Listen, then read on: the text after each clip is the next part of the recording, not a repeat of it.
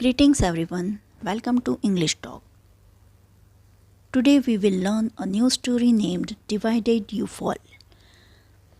Let's get started. Divided You Fall. Divided means विभाजन. Fall यानी ऐसे तो गिरना होता है, लेकिन यहाँ हार या नुकसान. विभाजन से आपके हार या नुकसान हो सकता है. One day, एक दिन, a flock of pigeons were relishing grains under a tree. One day यानी एक दिन. A flock of pigeons मतलब कबूतरों का झुंड. relishing मतलब आनंद लेना, स्वाद लेना. grains यानी अनाज. under a tree. एक दिन कबूतरों का झुंड अनाज का आनंद ले रहा था पेड़ के नीचे. एक पेड़ के नीचे एक दिन कबूतरों का झुंड अनाज का आनंद ले रहा था या दानों का आनंद ले रहा था. सडनली अचानक a net fell on them and they were trapped. A net fell मतलब जाल गिरना. ऑन देम अचानक उनके ऊपर एक जाल गिरी. एंड दे वर ट्रैप्ड और वो फंस गए. The pigeons started panicking. जो कबूतर थे वो डर गए. Taking responsibility. टेकिंग यानी लेना, रेस्पॉन्सिबिलिटी यानी जिम्मेदारी. Taking responsibility to free his fellows. Free यानी आज़ाद, फेलो यानी साथी. King pigeon said. Taking responsibility to free his fellows, King Pigeon said. आज़ादी की जिम्मेदारी लेते हुए, अपने साथी की आज़ादी की जिम्मेदारी लेते हुए किंग पिजन मतलब जो इनका राजा था कबूतरों का, उसने कहा before the Hunter arrives and captures us. Before यानी पहले, हंटर यानी शिकारी, अराइव्स यानी आता है. यहाँ प्रेजेंट में बता रहा है, इसलिए शिकारी के साथ अराइव्स एस या एस लगता है. एंड कैप्चर्स, कैप्चर्स यानी पकड़ना.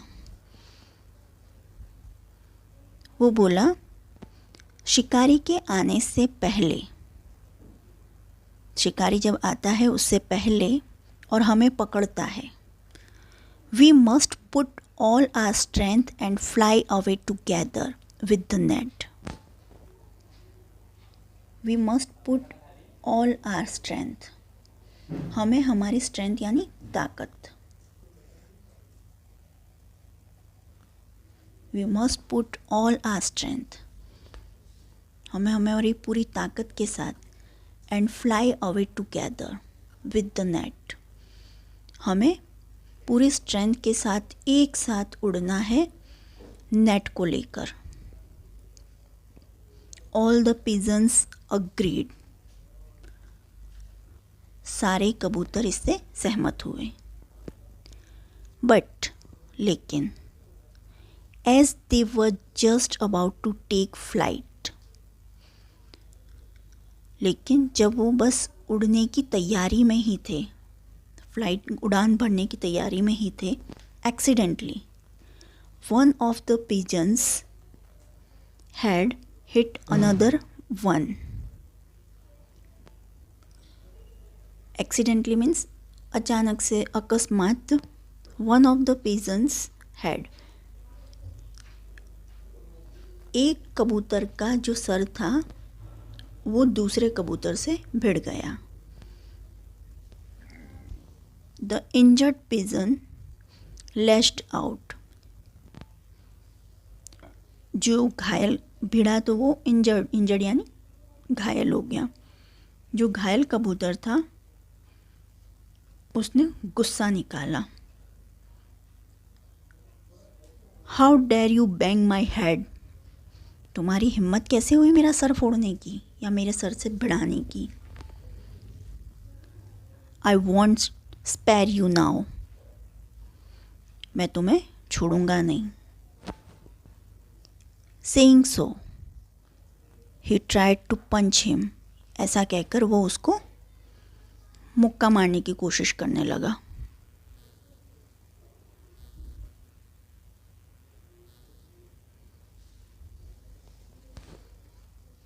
बट मिस्ड हिज एम, वो उसको मुक्का मारने की कोशिश करने लगा, लेकिन उसका जो निशाना था जो मारने लगा वो चूक गया।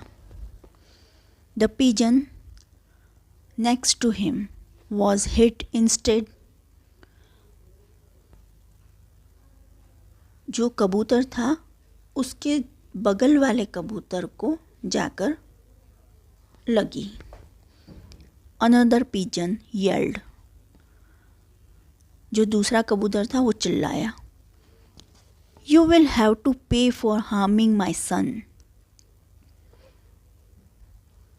हार्मिंग यानी नुकसान।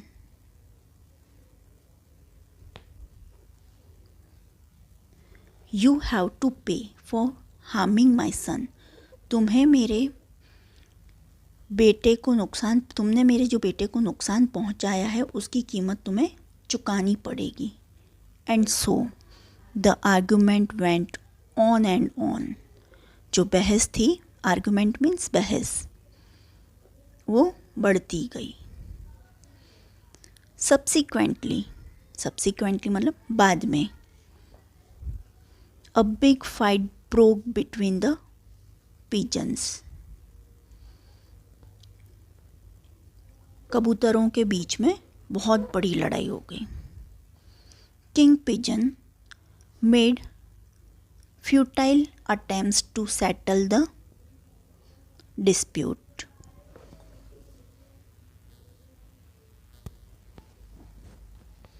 King pigeon made futile attempts to settle the dispute, जो कबूतरों का राजा था, फ्यूटाइल मीन्स व्यर्थ, अटेम्प्ट्स मीन्स कोशिश,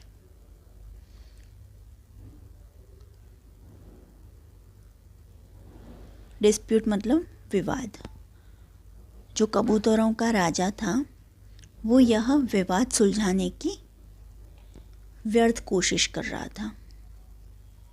मीनवाइल, जब तक, the hunter arrived and caught all the pigeons, meanwhile means जब तक, द हंटर शिकारी, अराइव्ड आ गया, and caught all the pigeons, जब तक शिकारी आ गया और सारे कबूतरों को पकड़कर ले गया। They were sold out in the market at high price, और वह वहाँ बाजार में बड़ी कीमत पर बेच दिए।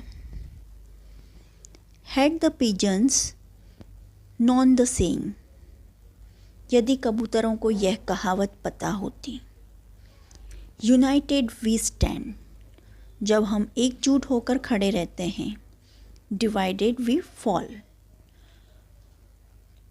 विभाजन होने पर हार जाते हैं। मतलब जब तक एकता रहती है तब तक हमारा कोई कुछ नहीं बिगाड़ सकता है, और डिवाइड होने पर हमको कोई कुछ भी कर सकता है। This is the title of the story, divided we fall. यहाँ पे कहने का मतलब यही है।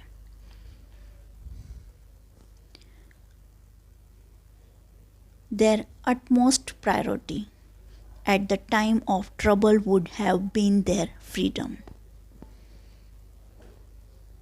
Their मतलब उनकी, utmost priority, utmost means सर्वोच्च, priority means प्राथमिकता, at the time of trouble मुश्किल समय में उनकी सर्वोच्च प्राथमिकता क्या होनी चाहिए? Would have been their freedom, उनकी स्वतंत्रता ही उनकी प्रायोरिटी होनी चाहिए थी, प्राथमिकता होनी चाहिए थी। तो वो हंटर के हाथ में नहीं आते और वो आज़ादी के साथ अपने जंगल में घूम सकते थे, खा सकते थे, फिर सकते थे। इसलिए moral of the story, we united we stand, divided we fall. एकजुट रहेंगे, एक साथ खड़े रहेंगे तो हमें कोई कुछ नहीं कर सकता, और जैसे ही डिवाइड होंगे हमारा कोई कुछ भी बिगाड़ सकता है। If you like this story, please like, share and subscribe. Thanks for watching.